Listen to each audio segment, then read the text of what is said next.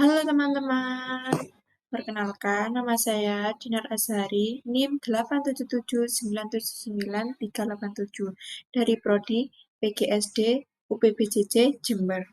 Di sini saya akan menjelaskan tugas filsafat ilmu tentang bagaimana ontologi, epistemologi, dan aksiologi membentuk fondasi filsafat ilmu. Yuk teman-teman simak ya penjelasan dari saya sebagai berikut. Nah, di sini yang pertama, kita masuk ke ranah ontologi. Secara bahasa, ontologi adalah ilmu tentang yang ada. Dalam filsafat ilmu, ontologi menganalisis objek apa yang menjadi kajian suatu ilmu. Secara analitis, ontologi mempertanyakan hakikat realitas, apakah objek itu bersifat fisik seperti benda alam, atau abstrak seperti pikiran dan angka. Ontologi menetapkan batas-batas wilayah penjelajahan ilmu agar kita tahu secara pasti. Ontologi juga adalah langkah awal dalam berfilsafat. Ia membahas tentang hakikat keberadaan atau realitas dari objek yang diteliti. Yaitu ada objek kajian, yang dimana ontologi mempertanyakan apa sebenarnya yang kita ingin ketahui. Objek ini bisa berupa materi fisik seperti atom atau sel, maupun fenomena sosial seperti perilaku manusia atau struktur kekuasaan. Yang kedua ada hakikat realitas. Secara analitis, ontologi membedakan antara penampakan aprehensi dan kenyataan yang sesungguhnya atau reality. Dalam ilmu pengetahuan, ontologi memastikan bahwa objek tersebut dapat diamati, diukur, atau dipahami secara logis. Contohnya, dalam ilmu biologi, ontologinya adalah makhluk hidup sebagai entitas fisik yang memiliki sistem. Yang kedua ini saya akan membahas epistemologi. Apa sih yang sering disebut dengan teori epistemologi? Jika ontologi bertanya apa, maka epistemologi bertanya bagaimana. Fokusnya adalah pada proses bagaimana ilmu itu diperoleh, apa metodenya, dan bagaimana kita menguji kebenarannya. Disinilah metode ilmiah lahir, melibatkan rasionalisme atau logika, ada juga empirisme atau pengalaman. Analisis epistemologis memastikan bahwa ilmu yang kita klaim sebagai kebenaran telah melalui prosedur yang valid dan dapat dipertanggungjawabkan secara ilmiah. Epistemologi adalah teori tentang pengetahuan. Jika ontologi sudah menentukan objeknya, maka epistemologi menentukan cara untuk membedakan objek tersebut.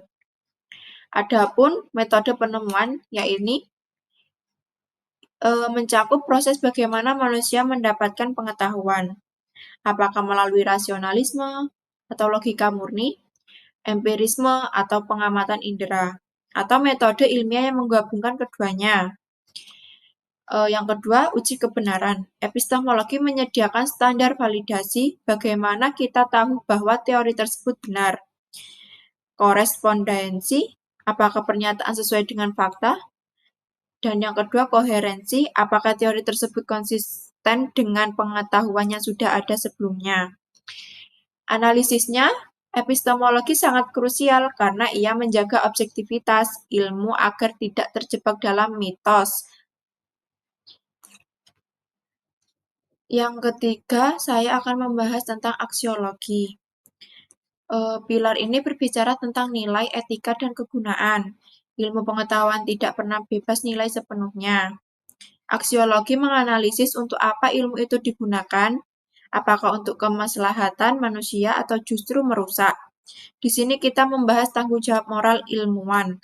Aksiologi menjadi kompas agar perkembangan ilmu tetap berada di jalur etika yang benar dan memberikan manfaat bagi kehidupan. Aksiologi menjawab pertanyaan untuk apa ilmu itu ada. Pilar ini menghubungkan ilmu pengetahuan dengan kemanusiaan, nilai, etika, dan tujuan. Nilai dan etika itu sendiri, ilmu tidaklah netral. Aksiologi membahas apakah pengembangan suatu ilmu, seperti rekayasa, genetik, atau kecerdasan buatan, selaras dengan nilai-nilai moral di etika manusia. Yang kedua, tujuan penggunaan. Aksiologi mengarahkan ilmu agar bermanfaat bagi kesejahteraan manusia. Ia menjadi rem bagi ilmu pengetahuan agar tidak merusak peradaban atau lingkungan. Analisisnya, tanpa aksiologi, ilmu pengetahuan bisa menjadi sangat berbahaya karena hanya mengejar kemajuan tanpa memperhitungkan dampak sosial dan moralnya. Lalu, bagaimana keterkaitan ketiganya? Secara analitis, ketiganya adalah satu kesatuan sistem. Yang pertama, ontologi menyiapkan objeknya. Yang kedua, epistemologi menyediakan cara mengolah objek tersebut menjadi ilmu. Yang ketiga, aksiologi memberikan arahan bagaimana ilmu tersebut diterapkan tanpa ontologi. Ilmu kehilangan arah kajian. Tanpa epistemologi, ilmu menjadi dogma yang tak teruji. Dan tanpa aksiologi, ilmu bisa menjadi buta dan berbahaya. Ketiganya membentuk integrasi pengetahuan manusia. Ketiga pilar ini bekerja secara linear dan siklis sebagai fondasi filsafat ilmu. 1. Saling bergantung. Tanpa ontologi, kita tidak tahu apa yang dibahas. Tanpa epistemologi, kita tidak tahu cara membahas secara benar.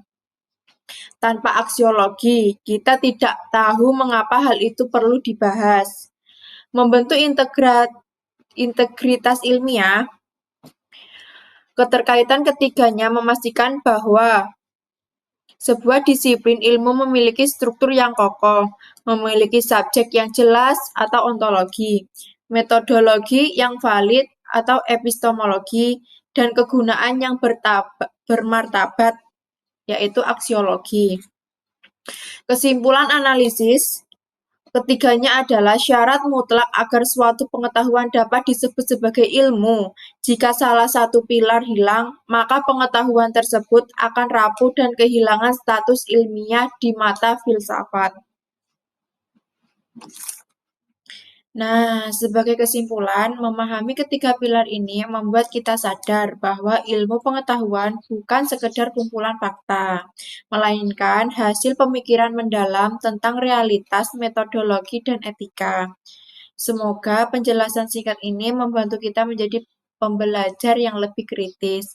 Sekian penjelasan atau presentasi dari saya. Apabila ada kurang lebihnya, mohon maaf. Wassalamualaikum warahmatullahi wabarakatuh.